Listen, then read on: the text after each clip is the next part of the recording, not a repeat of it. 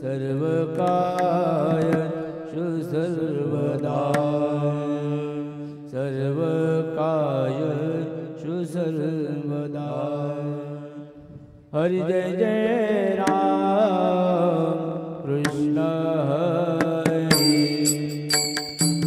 हरि जय जय राम कृष्ण हरि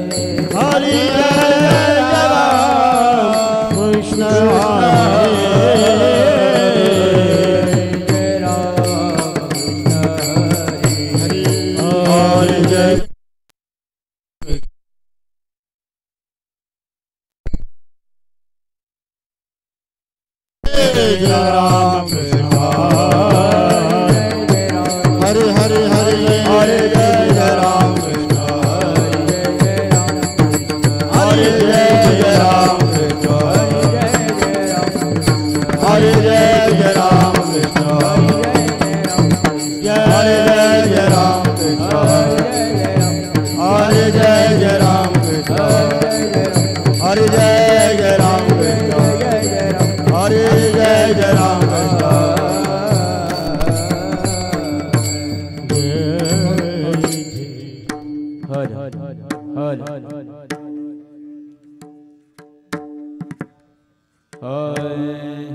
सुंदर ते ध्यान उभे विटेवरी करकटावरी देवोनिया करकटावरी देवोनिया सुंदर ध्यान उभे विटेवरी करकटावरी देवोनिया करकटावरी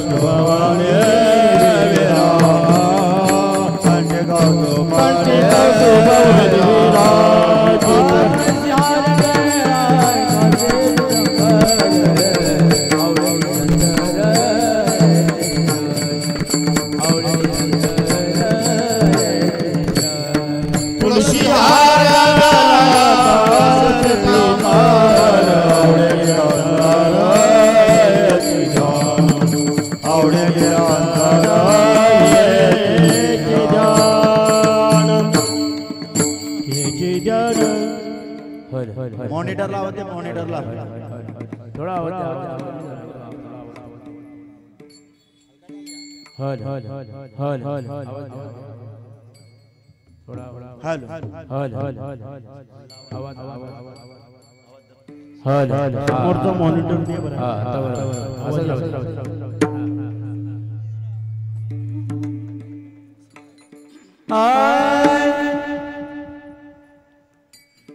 तुका माने माझे तुका माने माझे एची सर्व सुख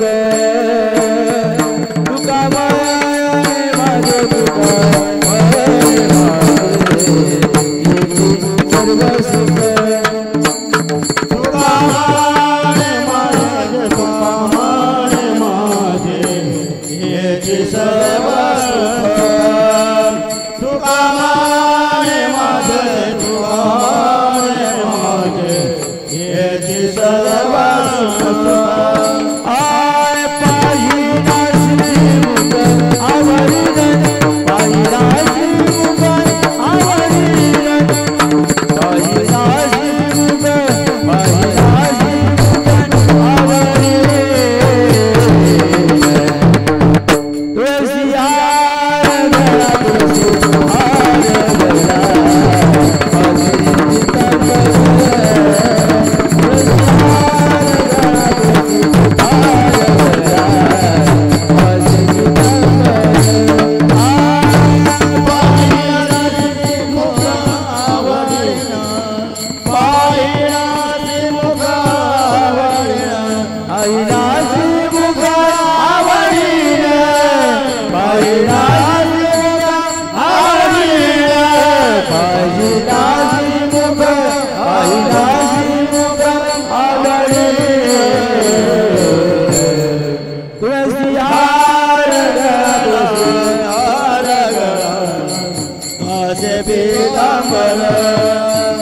तुळसी हार गळा तुळसी हार गळा तुळसी हार गळा आसे पीतांबर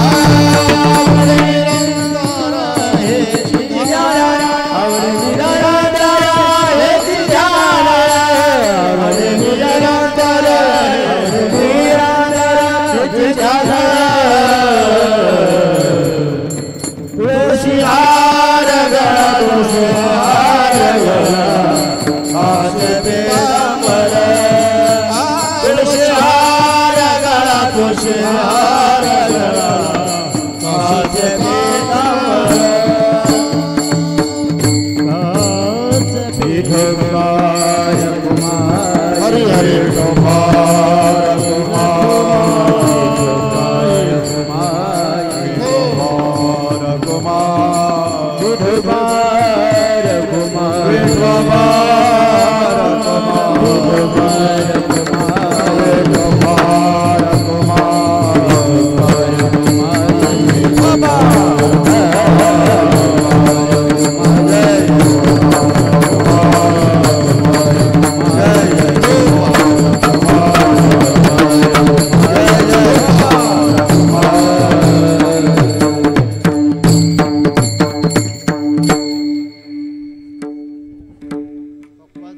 आवाज एकदम क्लिअर येत नाही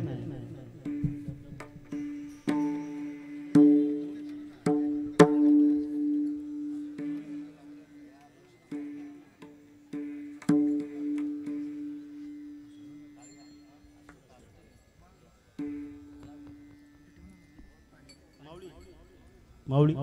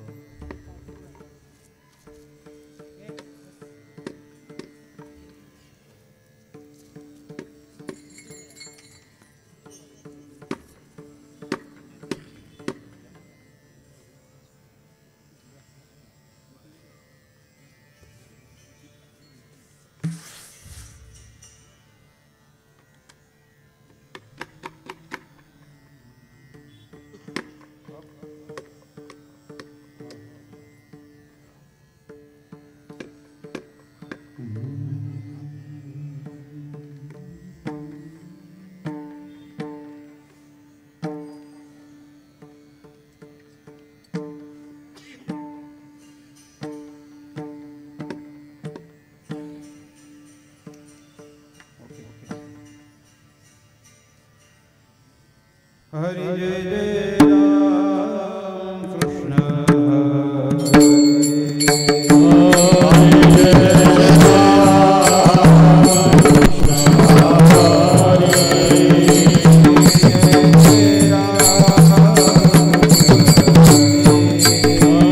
Hare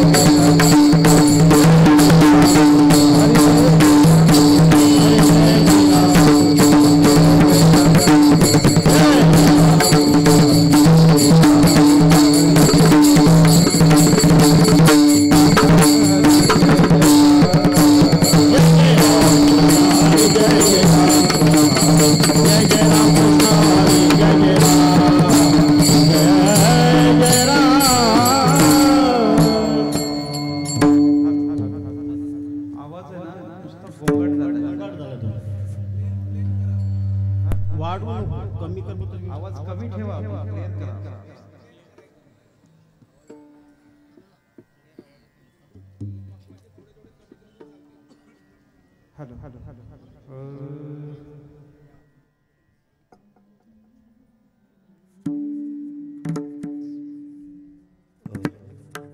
काळ वेळ नसे नाम संकीर्तनी काळ वेळ नसे नाम संकीर्तनी काळ वेळ नसे नाम संकीर्तन काळ वेळ नसे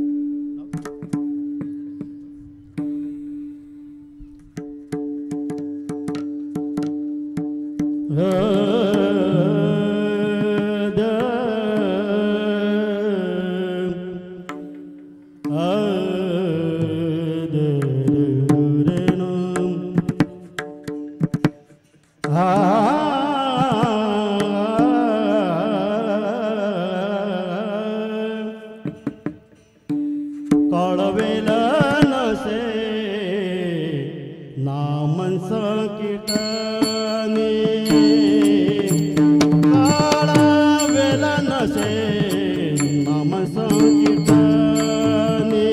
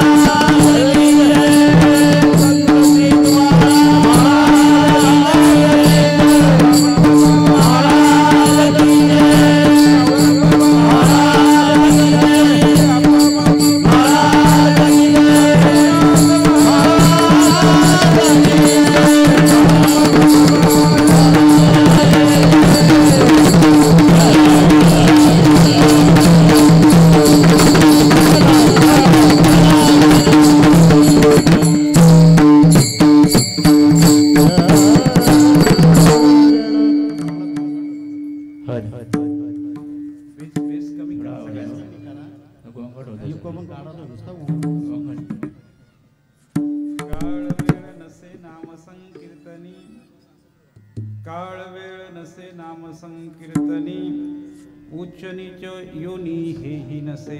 परत वाढू नका, कमी ठेवा. कमी ठेवा आवाज. धरा नाम बस राव, कंठी सदा सर्व काळ मग तो गोपाळ सांभाळील. कृपालू कोवसा सुखाचा सागर कृपालू कोवसा सुखाचा सागर करील उद्धार भाविकांशी. धरा नाम कंठी सदा सर्व काल मग तो गोपाल सांभाळील. नामा म्हणे फार सोपे हे साधन नामा म्हणे फार सोपे हे साधन वाचे घेणे नाम इतुकेची. धरा नाम कंठी सदा सर्व काल मग तो गोपाळ सांभाळील. पांडुरंगा कजू प्रथम नामा पांडुरंगा कजू प्रथम नामा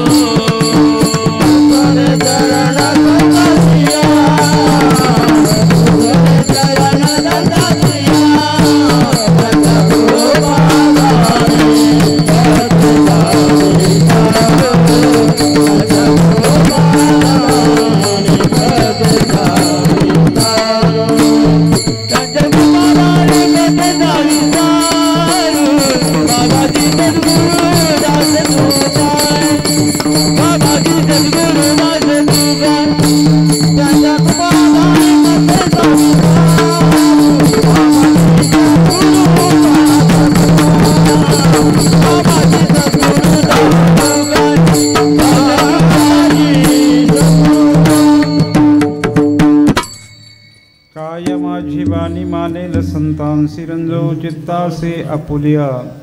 जयांचे केलिया स्मरण होय सकळ विद्यांचे अधिकरण. तेची वंदू श्रीचरण श्री गुरूंचे. नमो ज्ञानेश्वरा नमो ज्ञानेश्वरा निवृत्ती उदारा सोपान देवा.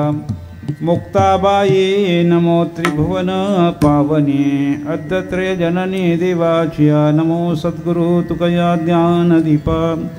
नमो सद्गुरु सच्चिदानंद रूपा.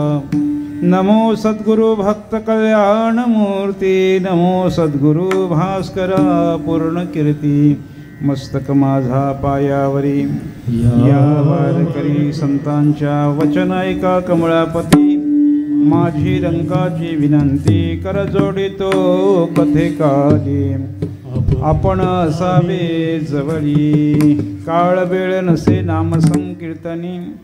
काळ वेळ नसे नाम संकीर्तनी उच्च नीच योनी हेही नसे. धरा नाम कंठी सदा सर्व काळ मग तो गोपाळ सांभाळील. विठ्ठल विठ्ठल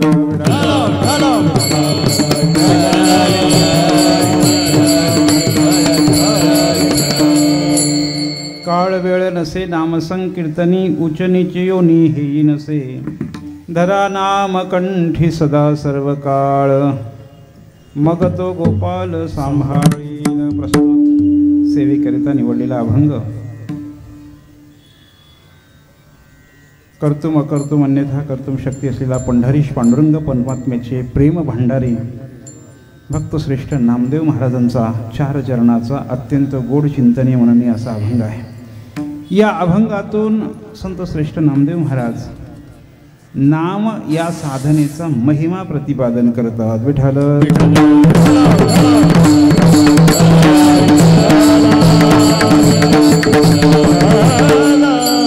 नाम या साधनेचा काय महिमा आहे, त्या साधनेचे कोणते विशेष आहेत, यावर यथाशक्ती यथामती आपल्या उरलेल्या वेळेमध्ये काही चिंतन करण्यापूर्वी अगदी थोडक्यात परिहार द्यायचा. तो असा प्रतिवर्षीप्रमाणे गेली 19 वर्ष या तोंडरे गावामध्ये होत असलेला हा अखंड हरिनाम सप्ताह याही वर्षी मोठ्या आनंदाने, उत्साहाने, प्रेमाने साजरा होत आहे. आणि त्यामध्ये ही विशेष पर्वणी म्हणजे आज जगद्गुरू संत श्री तुकोबारायांचं वैकुंठ गमन सोहळा आहे. आणि या मंदिरामध्ये आजच मूर्तींची प्राण प्रतिष्ठा सुद्धा झालेली आहे. भगवान विठ्ठल रुक्माई आणि जगद्गुरू संत श्री तुकोबाराय यांच्या मूर्तीची प्राण प्रतिष्ठा झालेली आहे. आणि त्या निमित्तानं हा 6.5 कीर्तन महोत्सव आणि त्या कीर्तनातली ही पहिली सेवा. विठ्ठल विठ्ठल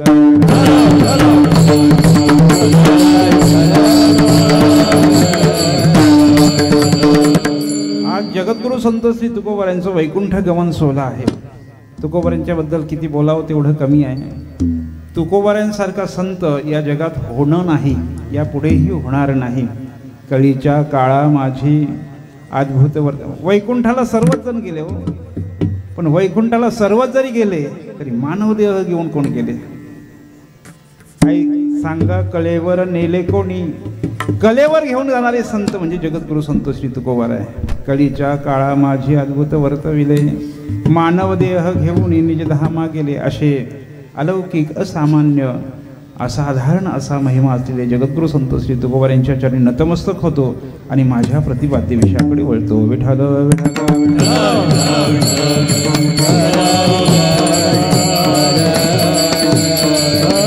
अभंग संत श्रेष्ठ नामदेव महाराजांचा आहे. आणि नामदेव महाराजांची ओळख करून द्यायची म्हणजे सूर्याची ओळख करून देण्यासारखी आहे. नामदेव महाराजांना कोण ओळखत नाही हो. नामदेव महाराजांची जर ओळख करून द्यायची झाली तर ज्यांनी भागवत संप्रदायाचा प्रचार प्रसार अगदी पंजाबपर्यंत जाऊन घुमानमध्ये केला ते नामदेव महाराज आहेत. नामदेव महाराजांचा महिमा फिरविले देऊल जगा माझी ख्याती नामदेवा हाती, असे प्रेम भंडारे असलेले नामदेव महाराज या अभंगातून नामचिंतनाच्या साधनेचा महिमा प्रतिपादन करतात. विठ्ठल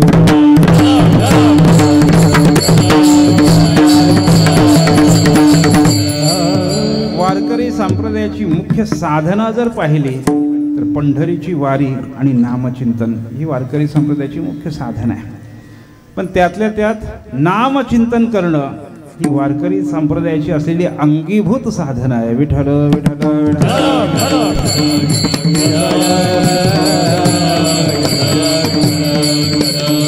आता झाले काय, अंगीभूत असलेली नामचिंतनाची साधना बाजूला राहिली आणि नको नको ते वारकरी संप्रदायामध्ये पुढे आलेत. आत्ताच्या लोकांचा समज असा झाला कीर्तन करणं, कीर्तन ऐकणं हीच साधन आहे, पण नेमकी मूळ साधना जी नामचिंतनाची ती मात्र मागे राहिलेली आहे. विठ्ठल विठ्ठल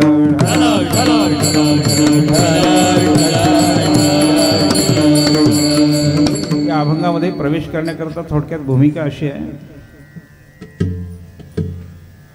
शास्त्रामध्ये देवपंचायतन नावाची एक संकल्पना आहे.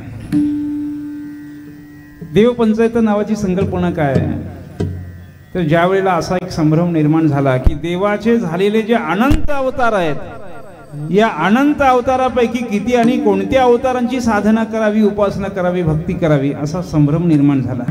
कारण देवाने जे अवतार धारण केले ते किती येतो भक्तांकरता धारण केले. किती अनंत अवतार घेसे भक्ता कारणे. देवाने अनंत अवतार धारण केले, पण या झालेल्या अनंत अवतारापैकी किती आणि कोणत्या अवतारांची उपासना करावी, भक्ती करावी असा ज्यावेळेला प्रश्न निर्माण झाला त्यावेळेला या प्रश्नाचं निरसन भगवत पूज्यपाद भगवान शंकराचार्यांनी केलेले. त्यावेळेला भगवान शंकराचार्यांनी देवपंचायतन ही संकल्पना मांडलेली आहे. देवाच्या झालेल्या अनंत अवतारापैकी मुख्य 5 अवतार निवडले. भगवान विष्णू असतील, भगवान गणेश असतील, भगवान शंकर आहेत, भगवान सूर्य आहे आणि देवी आहे. या 5 देवता मुख्य निवडल्या आणि भगवान शंकराचार्यांनी सांगितलं की या 5 पैकी कोणत्याही एका देवतेची निवड करावी आणि त्या देवतेच्या स्वरूपामध्ये सर्व जगाला पाहून त्या देवतेची उपासना करावी. विठ्ठल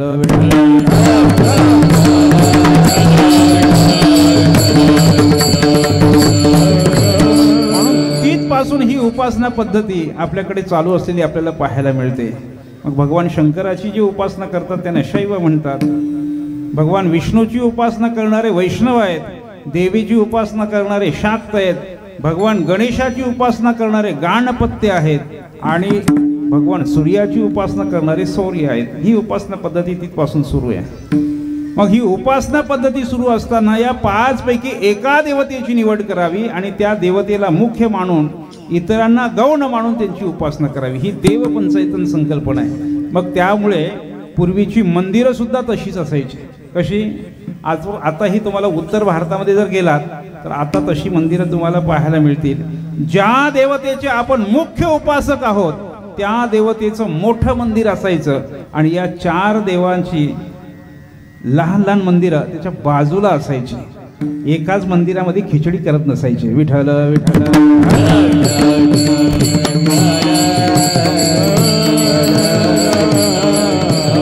मग जे वैष्णव आहेत ते केवळ मुख्य उपासना भगवान विष्णूंची आहे. म्हणून ते विष्णू पंचायतन आहे, शैव पंचायतन आहे. आता याचा विस्तार मी करत नाही. विष्णू पंचायतन आहे, शैव पंचायतन आहे, शाक्त पंचायतन आहे, सौर्य पंचायतन आहे आणि गाणपत्य पंचायतन आहे. विठ्ठल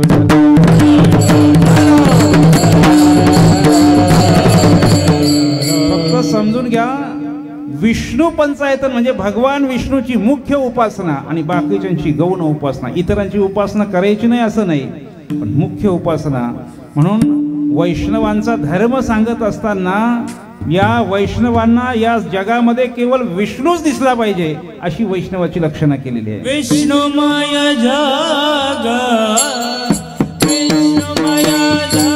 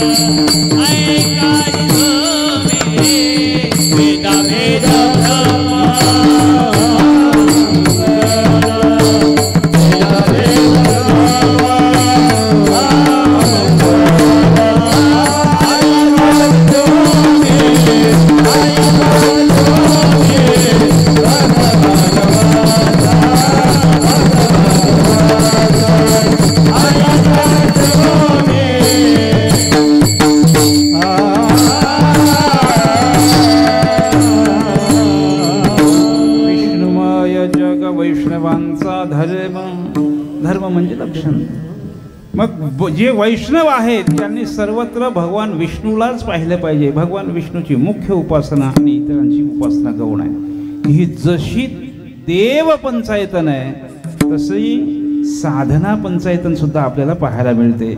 वारकरी संप्रदायाचा जर विचार करू गेलो तर वारकरी संप्रदायाची अंगीभूत साधना, मी सुरुवातीला म्हणून गेली, अंगीभूत साधना जर कोणती असेल तर ती नाम साधना आहे. म्हणून वारकरी संप्रदायाची उपासना ही नाम पंचायतन आहे. विठ्ठल विठ्ठल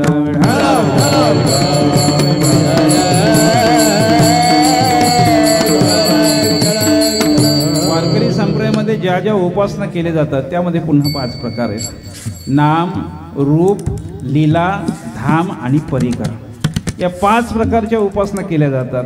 पण त्यातल्या त्यात मुख्य उपासना जर कोणती असेल तर नाम पंचायतनाची. नाम ही मुख्य साधन आहे.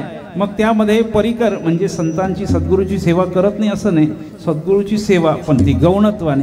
धामाची, रूपाची, लीलेची सेवा करत नाही असं नाही, ती साधना सुद्धा केली जाते पण गौणत्वाने. पण मुख्य साधना जर कोणती असेल तर ती नाम साधना, म्हणून नाम पंचायतन. विठ्ठल विठ्ठल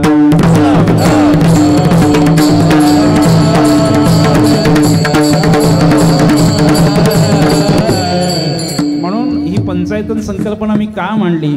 मुख्य एकच साधन आहे म्हणजे नाम पंचायतन, म्हणजे नामाची साधना मुख्य आहे. मग ते रूपाची साधना करत नाही असं नाही, रूपाची साधना सुद्धा करतात, लीलेची साधना सुद्धा करतात, धामाची साधना सुद्धा करतात. परिकर म्हणजे संत सद्गुरूची सेवा सुद्धा करतात. आता तुम्ही आळंदीला जर गेलात तर आळंदीला गेल्यानंतर माऊली महावैष्णव ज्ञानोबा मुख्य साधन आहे म्हणजे परिकर. तिथे परिकर पंचायतन म्हणजे संत पंचायतन आहे. पण वारकरी संप्रदायाची मुख्य साधना जी आहे ती नाम पंचायत. नाम हे मुख्य साधन आहे आणि या नामचिंतनाच्या साधनेचा महिमा जगद्गुरु संत श्री तुकोबाराय या अभंगामध्ये प्रतिपादन करतात. आता या नामाचा महिमा एक आहे का, अनेक विशेष तुम्हाला संत वाङ्मयामध्ये विविध अंगाने आपल्याला पाहायला मिळतात. विठ्ठल विठ्ठल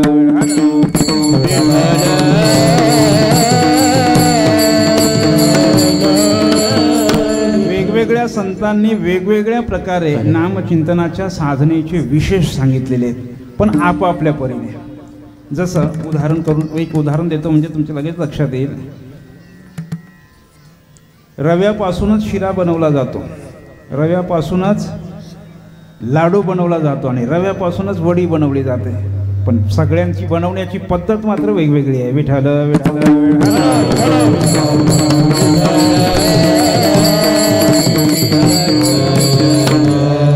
शिरा बनवायचा झाला तरी रवा पाहिजे, उपमा बनवायचा झाला तरी रवा पाहिजे,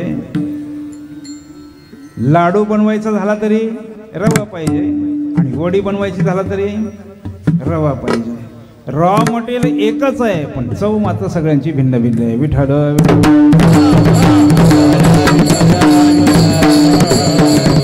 नामचिंतन या साधनेचा अंगीकार सर्व संतांनी केला आणि सर्व संतांनी नामचिंतन साधनेचा प्रचार प्रसार केला, कारण ती मुख्य साधन आहे. म्हणून नामाचे विशेष अनेक ठिकाणी ते सांगू लागले आणि सांगत असताना नामाचा विशेष त्याने समाजापुढे ठेवला आणि नामचिंतन करण्याकरता सगळ्यांना प्रवृत्त करू लागले. आज या गावात उद्या त्या गावात प्रसंगी हाका मारून सांगू लागले. हाकारुणी सांगे तुका नाम घेता. हाकारून सांगून सुद्धा ऐकत नाही, मग पाया पडून सांगू लागले. लागोनिया पाया विनवी तो तू भाला.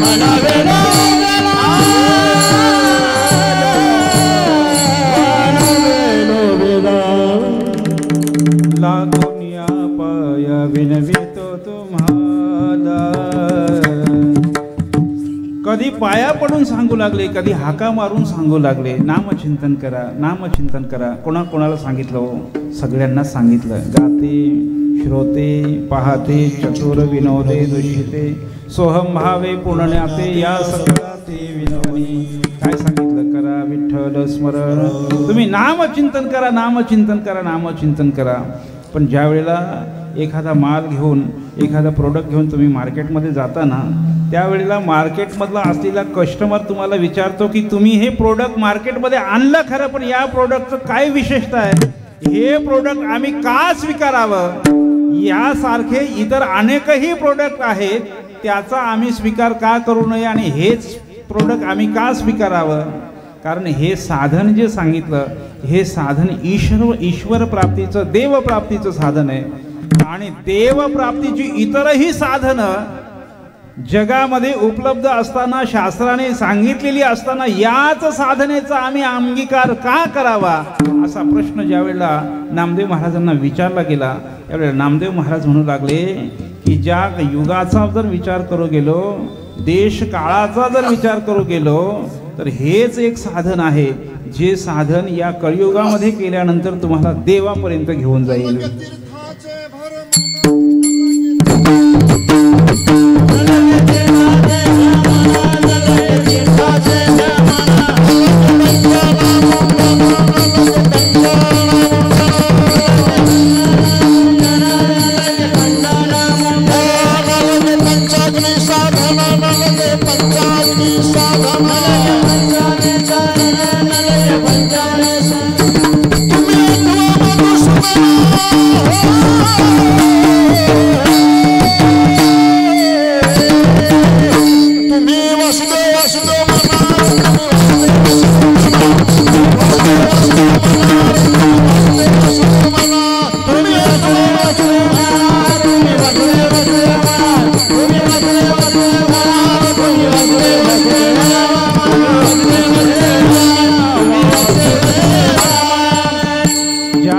एखाद्या वस्तूचा आपण प्रचार प्रसार करतो ना, ते त्यावेळेला केवळ आपल्याच वस्तूची विशेषता सांगून चालत नाही, इतरांचे गुणदोष सुद्धा सांगितले पाहिजे.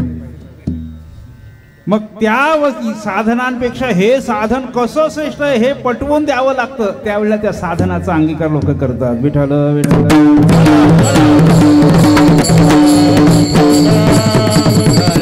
इतर जी साधनं आहेत त्या साधनेने देव प्राप्त होत नाही असं नाही, पण त्या साधनामध्ये होणारे कष्ट मात्र फार मोठे आहेत.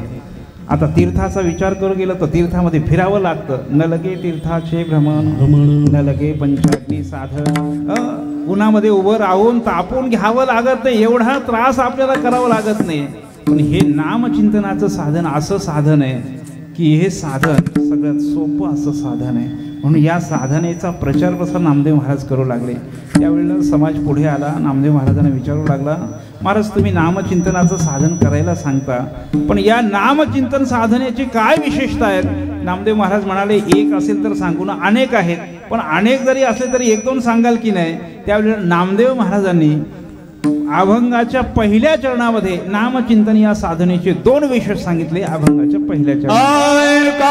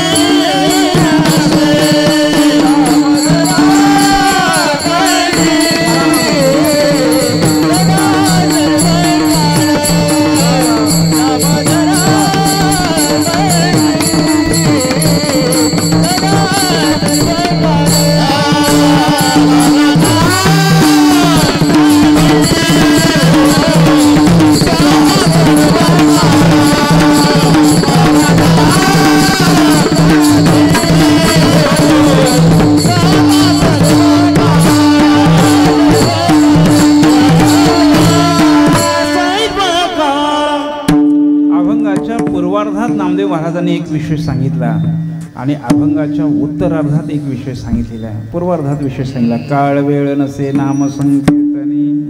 नामदेव महाराज म्हणतात हे साधन असं साधन आहे की हे साधन करण्याकरता काळाचा आणि वेळेचा काही बंधन नाही. विठ्ठल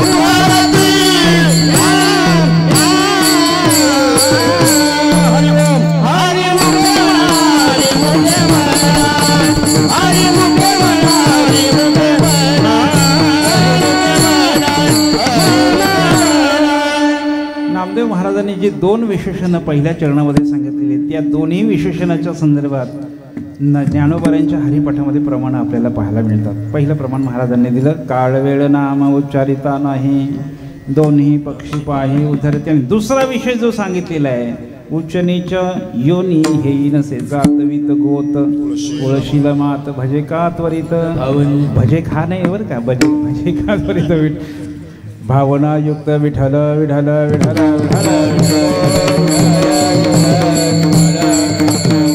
पहिला विषय सांगितला की नामचिंतनाची साधना करताना काळाचंही बंधन नाही आणि वेळेचंही बंधन नाही. काळ वेळ नाम उच्चारिता नाही, दोन्ही पक्ष पाही उद्धरती. काळाचंही बंधन नाही आणि वेळेचं बंधन नाही. ज्ञानोबाऱ्यांच्या या चरणाचं चिंतन करत असताना अनेकांनी अनेक प्रकारे चिंतन केलेलं आहे, पण मला भावलेलं जे चिंतन आहे ते परमपूज्य बाळयोगी महाराज ओतूरकर यांनी या प्रमाणाचं चिंतन करत असताना असं चिंतन केलेलं आहे की दोन्ही पक्ष म्हणजे नेमकं कोणते. आता काहींनी चिंतन करत असताना कृष्ण पक्ष सांगितला आहे, शुक्ल पक्ष सांगितलेला आहे, पण दोन पक्ष म्हणजे कोणते हो, कोणते.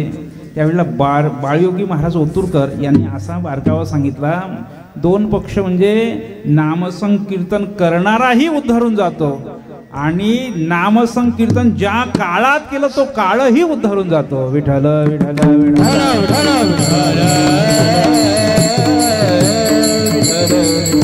कारण नामचिंतन करणारा ज्या काळामध्ये नामचिंतन करतो त्या काळाला सुद्धा तो उद्धरण नेतो. चिंतने सरे तो धन्य धन्य काळ.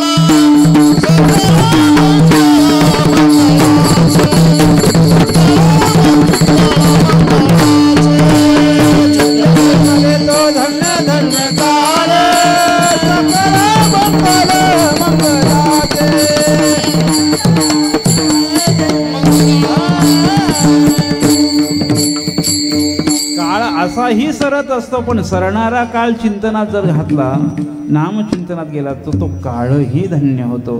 ज्यांनी ज्यांनी नामचिंतन केलं, आपल्या परिसरामध्ये झालेले सद्गुरू श्री वामन बाबा महाराज त्यांनी संपूर्ण काळ हरिपाठामध्ये व्यतीत केला आणि त्याचा परिणाम ज्या दिवशी केले त्या काळाला, त्या तिथीला सुद्धा महत्त्व प्राप्त झालं. म्हणून वामन बाबांची षष्ठी म्हटलं जातं. त्या तिथीला पुण्यतिथी होते कधी, ते महाराज गेल्यानंतर. आता आज बीज आहे, बीज प्रत्येक महिन्यामध्ये येत असते, पण जगद्गुरु संत श्री तुकोबाऱ्यांचं वैकुंठगमन आज झालं म्हणून आज बीजेला जातो असं म्हणतो. नाथ षष्ठी आहे, वामन बाबांची षष्ठी आहे, रामदास स्वामींची नवमी आहे. काळाला महत्व, ते काळाला सुद्धा उधरून घेऊन जातात. विठ्ठल विठ्ठल विठ्ठल.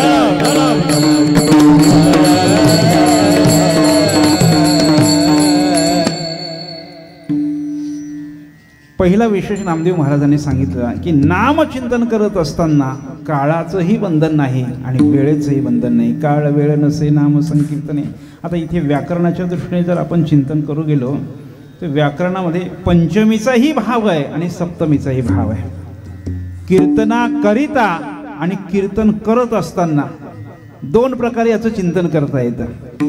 कीर्तन करत असताना काळाचंही बंधन नाही आणि वेळेचंही बंधन नाही, आणि कीर्तना करता काळाचं बंधन नाही आणि वेळेचं बंधन नाही. विठ्ठल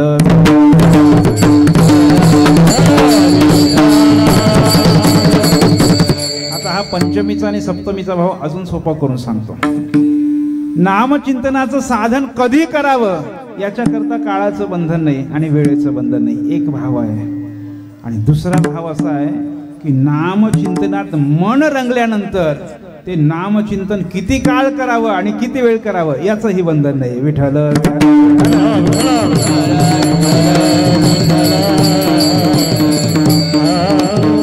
तुम्ही म्हणाल कीर्तनाला बंधन आहे की नाही, हे कीर्तन आहे, नामचिंतन नाही. विठ्ठल विठ्ठल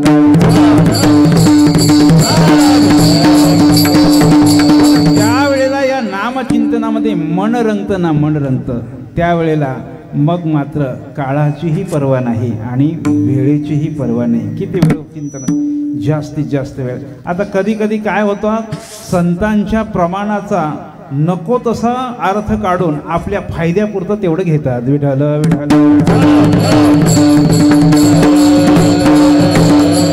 आता एखादी साधना जी सांगितली ती साधना ज्या काळात करायला सांगितले त्याच काळात केली पाहिजे, पण तिथे हे प्रमाण वापरलं जातं. काळ वेळ नाम उच्चारित. आता काकडा करायचा आहे, कधी करायचा हो, कधी करून चालतो का, कधी करून चालत नाही, तो पहाटेच्याच वेळी केला पाहिजे.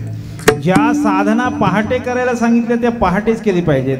आता पूजा करायची आहे, पण पूजा करताना एखादा बाहेर गेला, रात्री 12 वाजता पूजा करायला लागला, जमते का हो, जमत नाही, शास्त्र त्याला नकार देतो. म्हणून ज्या काळात जी साधना केली गेली पाहिजे ती त्याच काळात केलेली पाहिजे.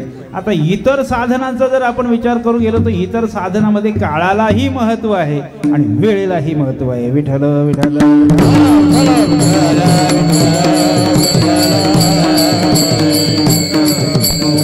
आता कर्माचं चिंतन करू गेलो तर सत्कर्म करत असताना काळाचाही विचार केला जातो आणि वेळेचाही विचार केला जातो. चांगला काळ पाहूनच काम सुरू केलं तर ते निर्विघ्नपणे सुरू होतं. म्हणून चांगला मुहूर्त पाहून काम सुरू केलं जातं, म्हणजे काळाचा विचार आहे आणि वेळेचा विचार सुद्धा आहे. पण नामचिंतनाच्या साधनेमध्ये काळाचाही विचार नाही आणि वेळेचाही विचार नाही. वेळेचं बंधन नाही, काळाचं बंधन नाही. विठ्ठल विठ्ठल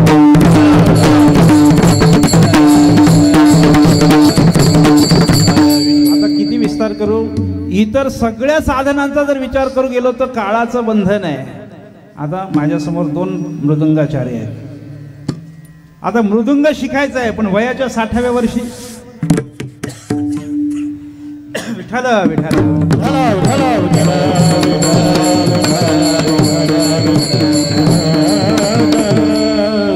वयाच्या 60व्या वर्षी मृदंग शिकून चालत नाही. गाणं शिकायचं आहे, कधी शिकावं. आता सामान्य कळा शिकताना सुद्धा काळाचा आणि वेळेचा विचार आहे. मग इतर साधना करत असताना कर्माचं साधन काळाचं आणि वेळेचं बंधन पाळलं पाहिजे. पण नामचिंतनाचं साधन, नामदेव महाराज म्हणतात, काळ वेळ नसे नाम संकीर्तने. हे नामचिंतन करण्याकरता कुठल्याही काळाचं बंधन नाही, देशाचं बंधन नाही, कशाचंच बंधन नाही. असा लते करा जेथे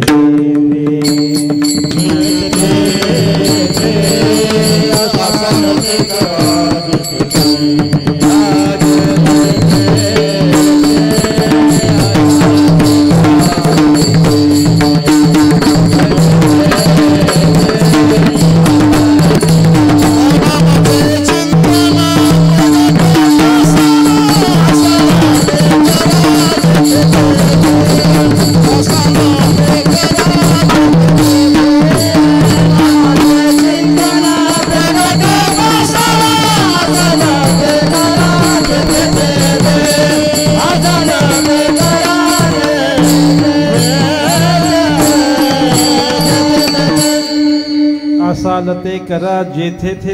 तुकोबाराने अजून सोपं केलं. देशाचं बंधन सुद्धा काढून टाकलं. काळाचं बंधन नाही, वेळेचं बंधन नाही. तुम्ही जिथे असाल देशाचं बंधन सुद्धा तुकोबाराने काढून टाकलं. जिथे असाल तिथे नामचिंतन करू शकता. जो व्यवसाय करत असताना जिथे असाल, दुकानात बसलाय, दुकानात नामचिंतन करता येतो. प्रवास करता करता नामचिंतन करता येतो. कुठेही आपल्याला नामचिंतन करता येतं. विठ्ठल विठ्ठल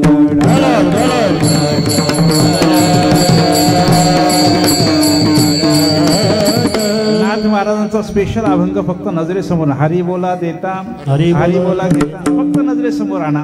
त्यामध्ये नाथ महाराजांनी जेवढी क्रियापदं लावले तेवढी क्रियापदं चिंतन करा. कुठेही आपल्याला नामचिंतन करता येतं. म्हणजे काळाचं बंधन नाही आणि वेळेचंही बंधन नाही. विठ्ठल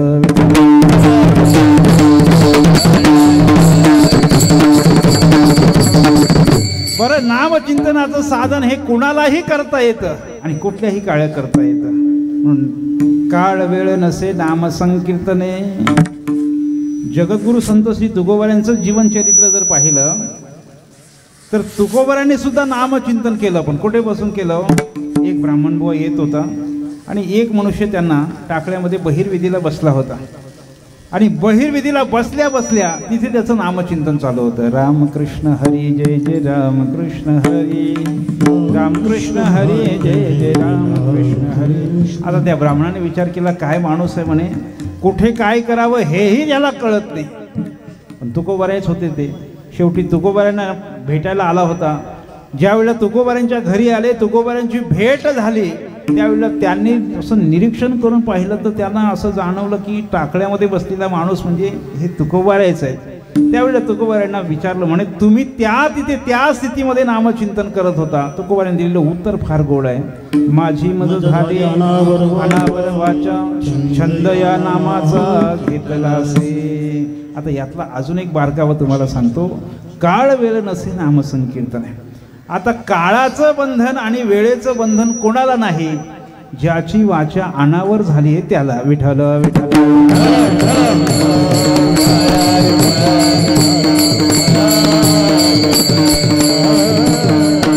आता तुम्ही म्हणाल सुतकामध्ये नामचिंतन केलेलं चालतं का?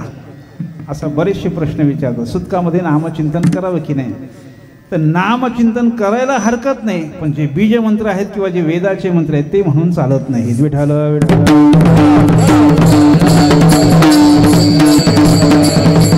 पण तरीही एखाद्याने जर आग्रह केला की मी सुतकामध्ये नामचिंतन करेनच, मग इतर काळातही जो नामचिंतन करत असेल त्याला तिथे सूट आहे, इतरांना नाही. विठ्ठल विठ्ठल.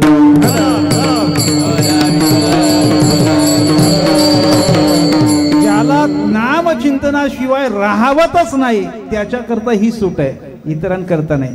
तुम्ही इतर वेळेला नामचिंतन करत नसाल, इतर वेळेला तुम्ही टीव्ही बघत असाल, गेम खेळत असाल आणि उगाच सुतक पडलं म्हणून उगाच नामचिंतन करत बसाल तर त्याच्याकरता ही सवलत नाही. विठ्ठल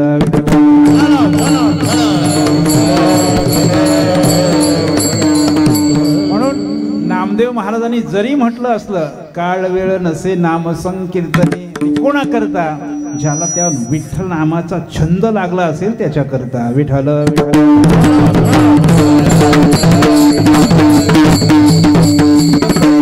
काळ वेळ नसे नाम संकीर्तने. आता या नामदेव महाराजांनी याच्यामध्ये काल सौलभ्यता सांगितली, तरी सुद्धा प्राथमिक अवस्थेमध्ये जर सकाळी सकाळी नाही घेता आलं तरी दुपारी घ्यायला काय हरकत नाही, आपण सुरुवात करायला काय हरकत नाही. म्हणून काळ वेळ नसे नाम संकीर्तने. नामदेव महाराजांनी काल सौलभ्यता सांगितली आणि जाती सौलभ्यता उत्तरार्धात सांगितलेली. उच्च नीच योनी हेही नसे. आता इतर साधनांचा जर विचार करू गेलो तर इतर साधनांना जातीचं बंधन आहे आणि वर्णाचं बंधन आहे. विठ्ठल विठ्ठल.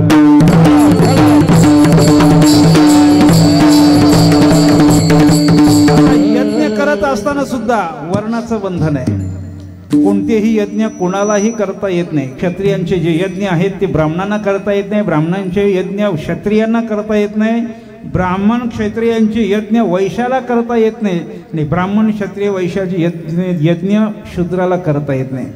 जी यज्ञ ज्यांना सांगितली ते त्यांनीच केली पाहिजे, म्हणजे बंधन आहे. पण इथे नामचिंतन करण्याकरता वर्णाचं सुद्धा बंधन नाही आणि जातीचं सुद्धा बंधन नाही. विठ्ठल विठ्ठल.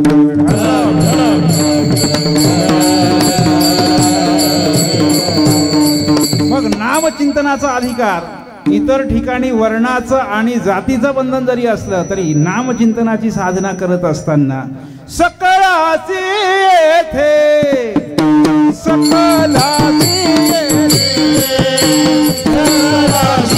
येथे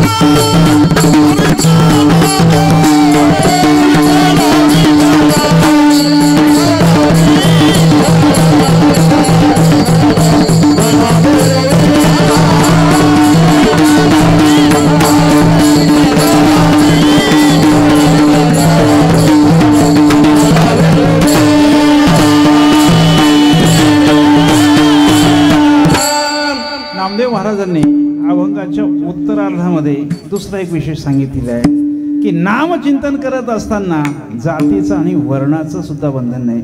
आता इथे नामदेव महाराजांचे शब्द आहेत, उच्च नीच योनी हे ही नसे. आता याचा सुद्धा जो अर्थ आहे तो एवढा संकोचित नाही, तो अर्थ फार विशाल आहे. उच्च म्हणजे माणसाला जर मध्यभागी मांडलं तर माणसापेक्षा जे वरचे आहेत देव ते उंच, त्यांनाही अधिकार आहे. आणि माणसापेक्षा खालचे जे पशु पक्षादी आहेत त्यांनाही अधिकार आहे. विठ्ठल विठ्ठल विठ्ठल.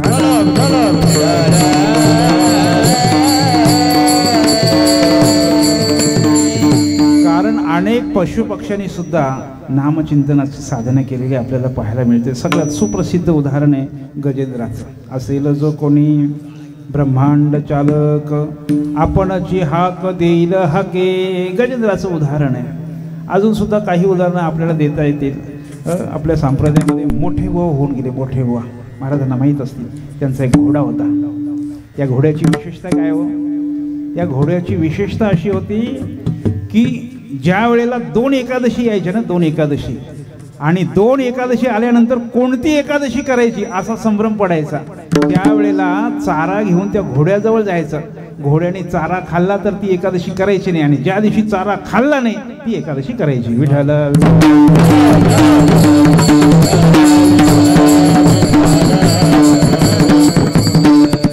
म्हणजे घोडा सुद्धा वैष्णव. आता घोडे सुद्धा वैष्णव होऊ लागले. अजून आपण खूप मागे आहोत. विठ्ठल विठ्ठल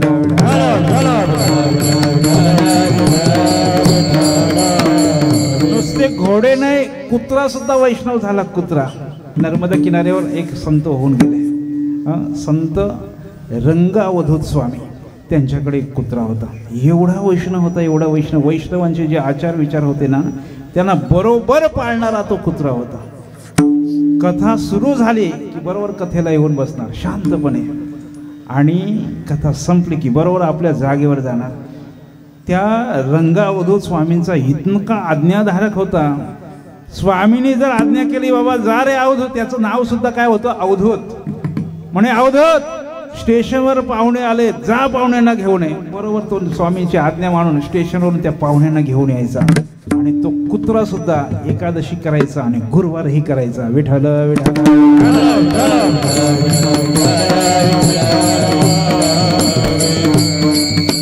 मग कितीही चांगलं मिष्टान्न जरी त्या कुत्र्यासमोर तुम्ही नेलं तर उपवासाच्या दिवशी तो खायचा नाही. कुत्रा एवढा शहाणा आहे. पण आपण जरा काही चांगलं दिसलं म्हणे उपवास आहे का, बघू नंतर आपण. विठ्ठल.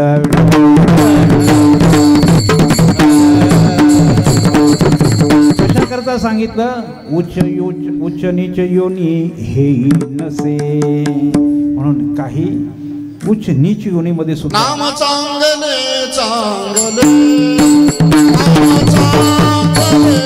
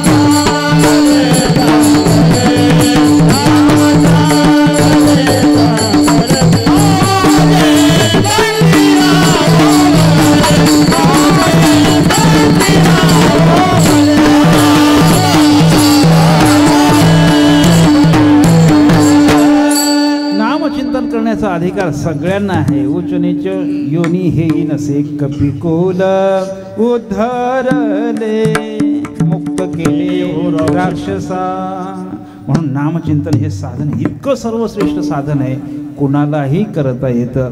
आणि मग तो खालच्या योनीतला असो ना तो वरच्या योनीतला, सगळ्यांना अधिकार आहे. विठ्ठल विठ्ठल.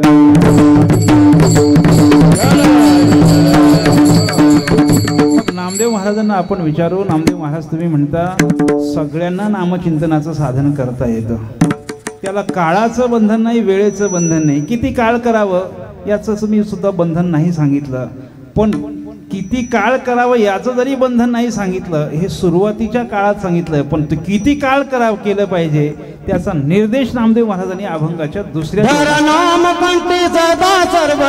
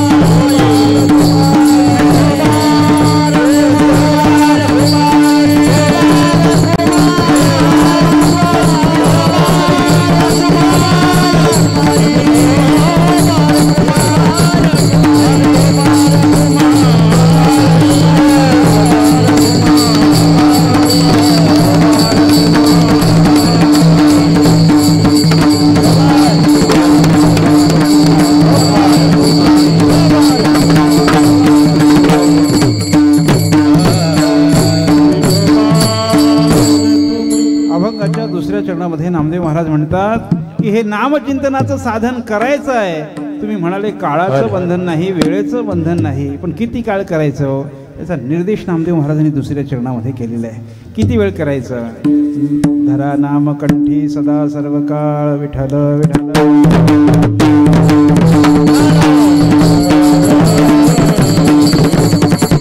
किती वेळ करायचं आहे तर सदा आणि सर्व काळ. दोन विशेषणं वापरलेली आहेत. आता ही दिसायला जरी सारखी असली तरी असायला मात्र वेगळी आहेत. विठ्ठल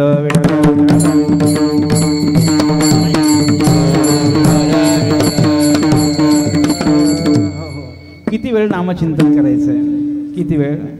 तर जेवढं जास्तीत जास्त करता येईल ना तेवढा वेळ. सदा सदा नाम घोष करू हरी कथा तेने सदा चिंता सदा समाधान. जिथे जिथे नामचिंतनाचा आग्रह केला तिथे तिथे मात्र हा सदा शब्द आलेला आहे. सतत केलं पाहिजे, सतत केलं पाहिजे. पण सर्व काळ काय, इथे सदा जरी काळवाचक असला तरी सर्व काळ मात्र प्रकाराच्या अंतर्गत आहे. विठ्ठल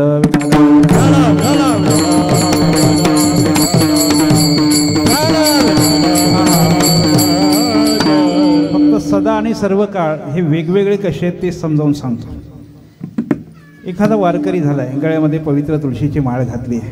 आता वारकरी झाला तो किती काही काळापुरता झाला की सदा झाला? हो, सदा झाला.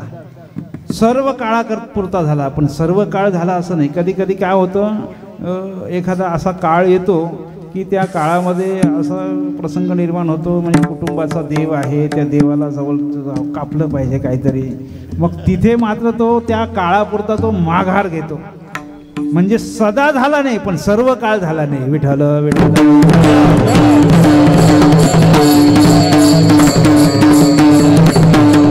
मग जो सदा झाला नाही, सर्व काळ झाला नाही याचा अर्थ सदा नाही. म्हणून सदा नामचिंतन करणं आणि सर्व काळात नामचिंतन, सगळ्या प्रकार सगळ्या जिथे जाईल तिथे नामचिंतन करणं. धरा नामकंठी, धरा नामकंठी सदा सर्व काळ. सदा आणि सर्व काळ नामचिंतन करणं. जर सदा नामचिंतन करत असेल तर इतर प्रकार तुम्ही नाही सांभाळले तरी चालतात. विठ्ठल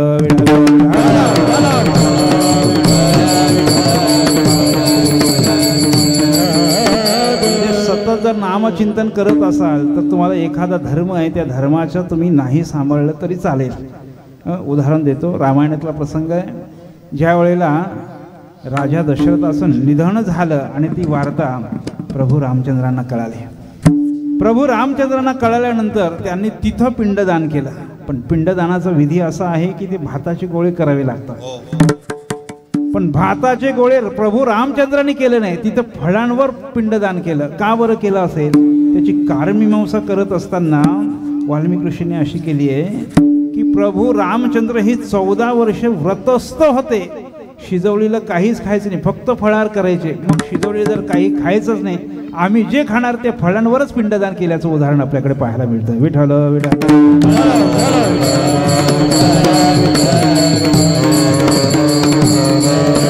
म्हणून एखादा मनुष्य जर अनुष्ठान करत असेल आणि अनुष्ठानामध्ये जर तो असेल तर इतर धर्म त्याला पाळण्याची गरज नाही. त्याने ते व्रत आणि अनुष्ठान सांभाळलं पाहिजे. विठ्ठल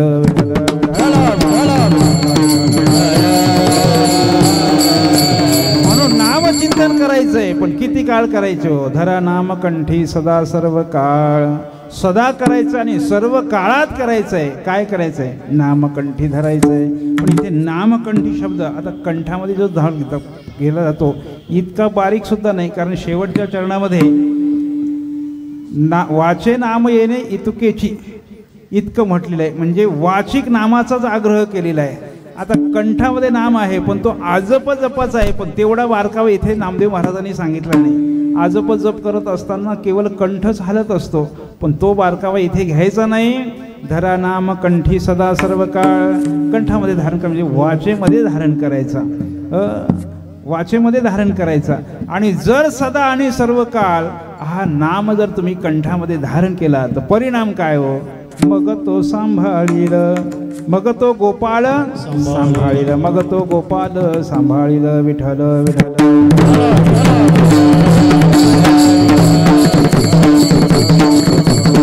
म्हणून जे जे नामचिंतन करतात त्यावर कोणतेही संकट आलं तर त्या संकटातून हा गोपाळ, हा परमात्मा त्याला सोडवतो. याने घ्यावे नाम, याने घ्यावे नाम,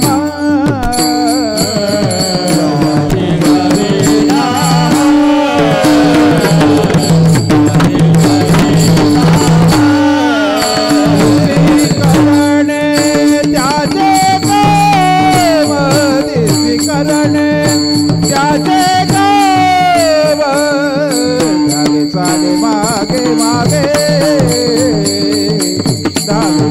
मागे मागे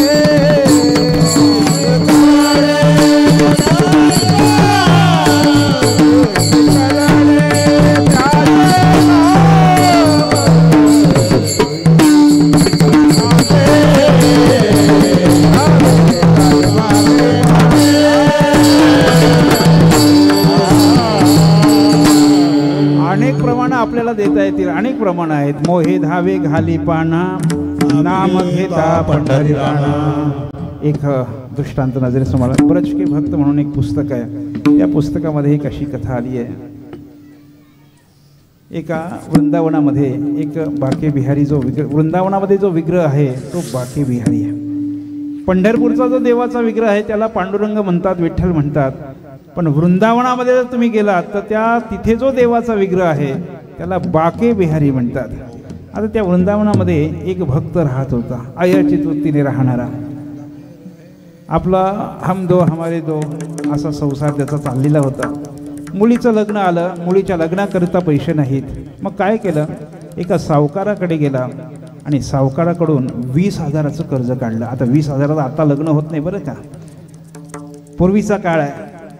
20,000चं कर्ज काढलं आणि कर्ज काढत असताना असा करार केला की 20,000 रुपये मुद्दल आणि 4,000 रुपये व्याज, असे 24,000 रुपये त्याने एका वर्षामध्ये द्यायचे. म्हणजे महिन्याला किती होता तो, 24,000 रुपये वर्षाला द्यायचे. महिन्याला किती होतात,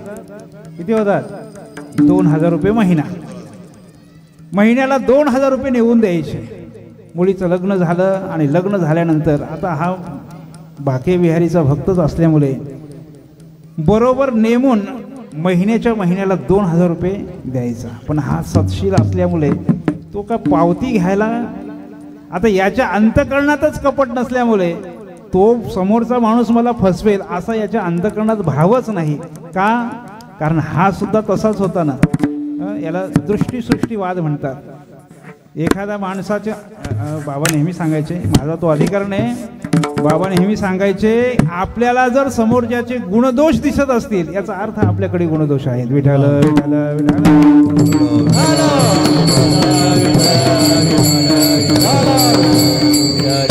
आणि जर आपल्याला गुणदोषच दिसत नसतील तर याचा अर्थ आपल्याकडे सुद्धा गुणदोष नाहीत. म्हणून त्याला काय वाटलं नाही की बाबा हा समोरचा सावकार आपल्याला फसवेल. तो प्रत्येक वेळा जायचा, 2,000 रुपये द्यायचा, पण पैसे कमी करून घ्यायला मात्र विसरायचा. असं करता करता 1 वर्ष झाला. बरोबर एका वर्षामध्ये त्यांनी 20,000 रुपये मुद्दल आणि 4,000 रुपये व्याज असं 24,000 रुपये परत केले. पण कमी केल्याची पावती मात्र घ्यायला विसरला. बरोबर 3 महिन्यानंतर या भक्ताच्या घरी कोर्टाची नोटीस आली. म्हणे अमुक सावकाराकडून तुम्ही कर्ज घेतले होते, 20,000 रुपये सुद्धा दिले नाहीत आणि 4,000 रुपये व्याजही दिला नाहीत. मुद्दल आणि व्याज हे तुम्ही का दिले नाहीत याची कारणे दाखवा नोटीस आली. कोणाची, कोर्टाची. आता कोर्टात लगेच केस सुरू झाली. का, वेळ कमी होता.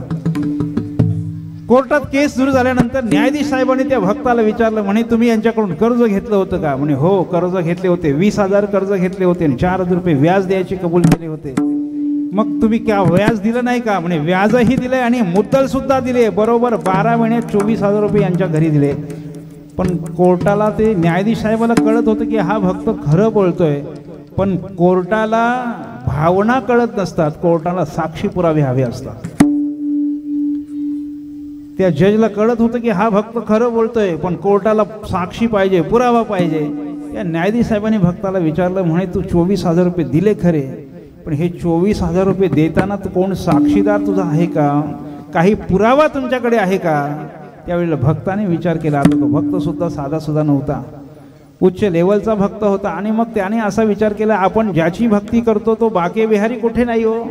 विठ्ठल जली स्थली भरला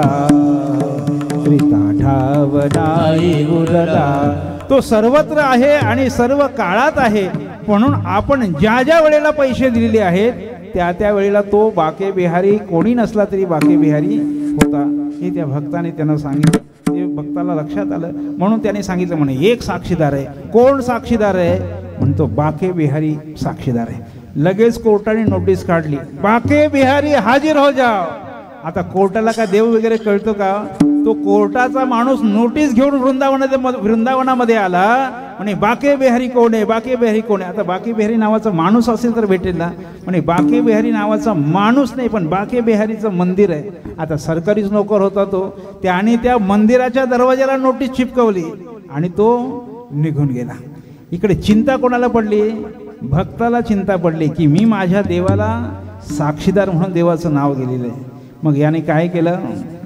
रात्री, आता उत्तर भारतातली मंदिरं रात्री बंद होतात, पण पुजारीची परमिशन काढून हा रात्री मंदिरामध्ये गेला, गाभाऱ्यामध्ये, बाके बिहारीच्या गाभाऱ्यामध्ये गेला आणि बाके बिहारीला विनंती केली, अंतःकरणापासून करुणा भागली की हे देवा, तुझं नाव मी साक्षीदार म्हणून कोर्टामध्ये दिलेले आहे, आता माझी लाज मात्र तुझ्या हातात आहे. आणि मग त्याने जे बाके बिहारीचं नामचिंतन चालू केलं, एवढं नामचिंतन केलं. कसं केलं? आपण सुद्धा थोडंसं करूया. गोपाल गोपाल देवकी नंदन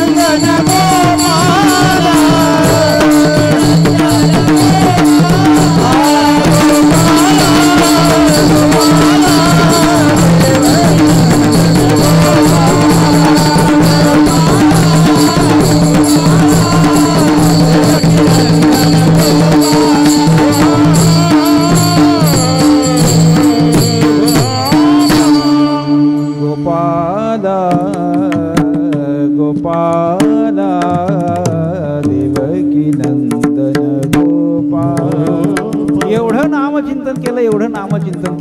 नामचिंतन करता करता नाचू लागला आणि तिथेच मूर्छा येऊन गाभाऱ्यामध्ये पडला. दुसरा दिवस उजाडला, कोर्ट सुरू झाला आणि कोर्ट सुरू झाल्यानंतर ज्यांच्या नावाने नोटीस काढली, आता कोर्टामध्ये एक माणूस असतो आरोळी द्यायला, त्याला माईकची गरज नसते, एवढा त्याचा आवाज असतो. त्याने आवाज दिला, बाके बिहारी हाजीर हो जा. आता बाके बिहारी हाजीर हो जा असं नाव पुकारल्यानंतर सगळ्यांच्या माना वळल्या. कुठे? दरवाजाकडे. आता देवाने सुद्धा तुझी चिंता त्यासी नामचिंतन केल्याचा परिणाम, याने घ्यावे नाम तिसे करणे त्याचे नाम, मग तो गोपाळ सांभाळील. मग तो गोपाळ सांभाळतो. मग त्या देवाने सुद्धा असं रूप धारण केलं होतं, 10-12 वर्षाचं असं लहान बाळाचं रूप. हातामध्ये काठी आहे, खांद्यावर घोंगडी आहे. प्रमाण नका म्हणू आता. हाती काठी काळी घोंगडी, हातामध्ये काठी आहे, खांद्यावर काळी घोंगडी आहे आणि असं मनमोहक असं रूप धारण करून तो कोर्टामध्ये आलेला आहे. आता तो मनमोहनच होता, मनाला मोहून घेणारा. आता त्याने चोऱ्या केल्या, पण कशाच्या चोऱ्या केल्या हो? दह्या दुधाच्या. चित्त चोरी येले नंदाच्या नंदने, चित्त चोरी येले नंदाच्या नंदने. अहो देवाचं रूपच असं असतं. पाहिली वेध लावी बैसे जीवे. कोर्टामध्ये आल्यानंतर त्या 10-12 वर्षाच्या देवा लहान बाळाचं रूप धारण केलेल्या देवाने सगळ्या कोर्टाचं लक्ष वेधून घेतलं आणि तो देव त्या साक्षीदाराच्या कठड्यामध्ये, आता तो कठडा कसा असतो आपल्याला माहिती आहे, त्या उभा राहिला. आता देवाला काय माहीत नाही हो, देवाला काय माहिती नाही. मुंगी के पाव में घुंगूर बाजे वो भी भगवान सुनताय. आता मुंगी किती, मुंगीचा पाय किती, मुंगीच्या पायातला घुंगूर किती आणि त्याचा आवाज किती, तोही त्याला कळतं. काय कळत नाही त्याला? त्याने साक्षी दिली म्हणे सावकाराच्या अमुक नंबरच्या कपाटामध्ये अमुक ड्रॉवरमध्ये एक वही आहे आणि त्या वहीवर याने नोंद केलेली आहे. आता सावकार थरथर कापू लागला, कारण ते खरंच होतं, नोंद केलेली होती. आता न्यायाधीशाने निर्णय दिला, पण इकडे जो भक्त उभा होता दुसऱ्या कठड्यामध्ये आपण ज्याची भक्ती करतो, ज्याची आराधना करतो, तो आपला बाके बिहारी, तो प्रत्यक्ष माझ्यासाठी साक्षीदाराच्या कठड्यामध्ये उभा होता. त्याच्या डोळ्यातून घळघळ घळघळ अश्रू वाहत होते आणि त्याच्याकडे पाहून त्या न्यायाधीशाला आश्चर्य वाटत होतं की असा हा कोण साक्षीदार आहे की ज्या साक्षीदाराने सगळ्या कोर्टाचं लक्ष वेधून घेतलं आणि इकडे हा भक्त रडतोय. साक्षी दिल्यानंतर तो साक्षीदार निघून गेला, देव निघून गेले. मग या भक्ताला न्यायाधीश साहेबांनी बोलावून घेतलं. म्हणे कोण असा हा साक्षीदार होता बाके बिहारी की ज्याने सगळं कोर्टाचं लक्ष वेधून घेतलं. त्यावेळेला भक्ताच्या तोंडातून शब्द फुटेना. तो स्पुंदत त्याला न्यायाधीश साहेबांना सांगू लागला की तो दुसरा तिसरा कोणी नसून मी ज्याची आराधना भक्ती करतो तो बाके बिहारी होता. विठ्ठल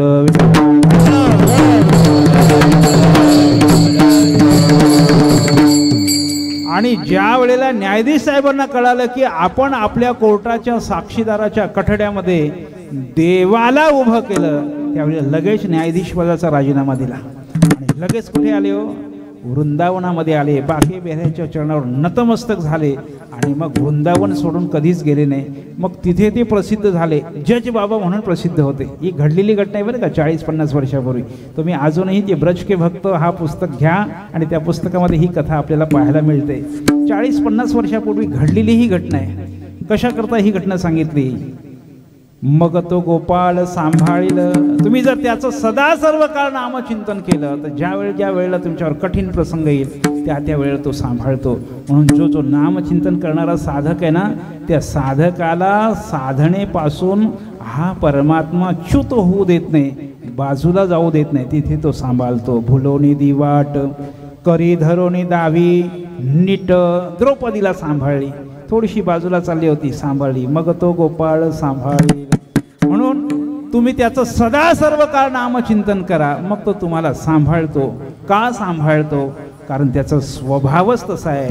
कृपाळू कोवसा सुखाचा आगर सागर.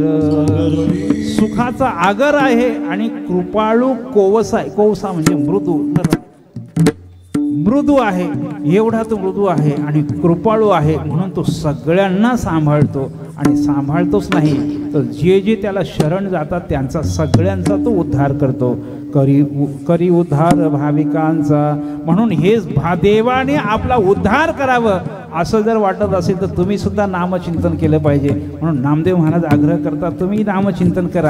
का नामचिंतन करा? काही कठीण नाही, फक्त वाचेमध्ये नामाचा, देवाच्या नामाचा उच्चार करायचं, एवढं ते सोपं साधन आहे. हेच नामदेव महाराज अभंगाचे शेवटचे.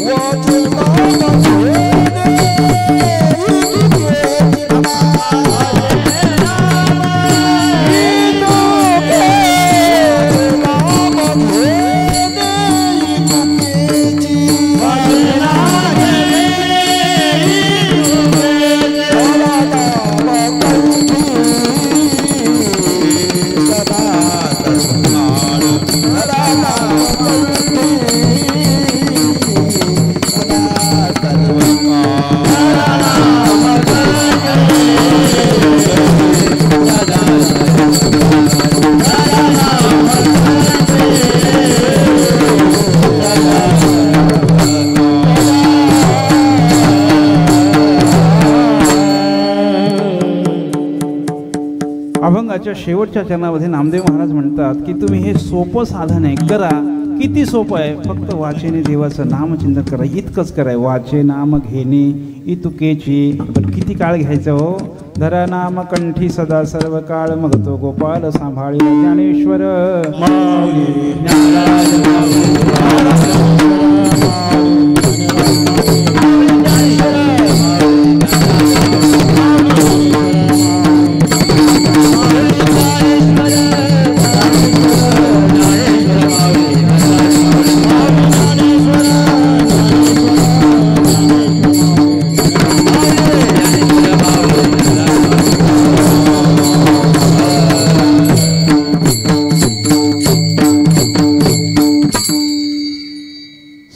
नामदेव महाराजांच्या या अभंगावर आपल्या नियोजित वेळेमध्ये जसं चिंतन मांडता आलं तसं मांडण्याचा प्रयत्न केलेला आहे. जे योग्य असेल ते परमपूज्य बाबांचंच आहे. जे काही अपसिद्धांत झाले असतील, काही अयोग्य असेल तर माझ्या बुद्धीचा दोष समजून उदार अंतकरणाने क्षमा करा. अन्यते पुरते अधिकते सरते करून घ्यावे तुमते विनवितसे किंबहुना तुमचे केले हे धर्म कीर्तन सिद्धी गेले तेथे माझे चिवरले पायी. पुन्हा एकदा तुम्हा कृपाळू संतांच्या चरणी नतमस्तक होतो. सर्वांविषयी कृतज्ञता भाव व्यक्त करतो आणि सेवा संपवण्यापूर्वी 1-2 सूचना लक्षात देतो. प्रतिवर्षी आपला पंढरपुरामध्ये होत असलेला कीर्तन महोत्सव याही वर्षी 24 एप्रिल ते 28 एप्रिलला होणार आहे. उत्सव जरी 3.5 दिवसाचा असला तरी उत्सवामध्ये 3.5 दिवसामध्ये 8 कीर्तनाचा लाभ तुम्हाला होणार आहे. रोज 2 कीर्तन आहेत. ज्ञानेश्वरीचं पारायण आहे. रोज सकाळी काकडा भजन आहे. देवाचं 2 वेळा दर्शनाचा योग आहे. चंद्रभागेचं स्नान होणार आहे. आणि हे सगळं लाभ तुमच्या पदरात पडायचं असेल तर पंढरपूरला या. 24 एप्रिल ते 28 एप्रिलचा कालावधी आहे. ज्यांना कोणी स्वतःच्या खर्चाने यायचं असेल, कोणाला बसमध्ये सवलत असेल तर त्यांनी बसमध्ये या. आणि आमच्याबरोबर जर यायचं असेल तर आमच्याबरोबर येण्याकरिता जाण्या येण्याचा खर्च, 4-5 दिवस राहण्याचा खर्च, 2 वेळ नाश्ता, 2 वेळ जेवण, 8 कीर्तनं ऐकण्याचा लाभ, हे सगळं किती रुपयात हो? फक्त 1250 रुपयामध्ये. 1250. मागच्या वर्षी 1200 घेतले होते, यावर्षी थोडे 50 रुपये वाढवलेले आहेत. 1250 रुपयामध्ये. आणि ज्यांना ज्यांना यायचं त्यांनी लवकर नावं द्यायची आहेत, कारण नंतर नाव घेतलं जाणार नाही. नावं कोणा साईनाथ महाराज आहेत आमचे, काशीनाथ महाराज यांच्याकडे नावं द्यायची आहेत. आणि आपला बाबांनी चालू केलेला नाचू कीर्तनाच्या रंगी ज्ञानदीप लावू जगी हा 100वा कार्यक्रम येत्या 20 एप्रिलला रिडघर गावामध्ये होणार आहे. नेहमीप्रमाणे 5 ते 6 ज्ञानोबाऱ्यांचा पालखी सोहळा निघेल. 6 ते 7:30 हरिकीर्तन होईल. आणि 7:30 ते 8 वारकऱ्यांचा जो महामंत्र आहे रामकृष्णाचा मंत्राचा जप करून वारकरी पद्धतीने उभं रिंगण होईल. तर याही कार्यक्रमाचा सर्वांनी लाभ घ्यायचा आहे. विठ्ठल जय जय.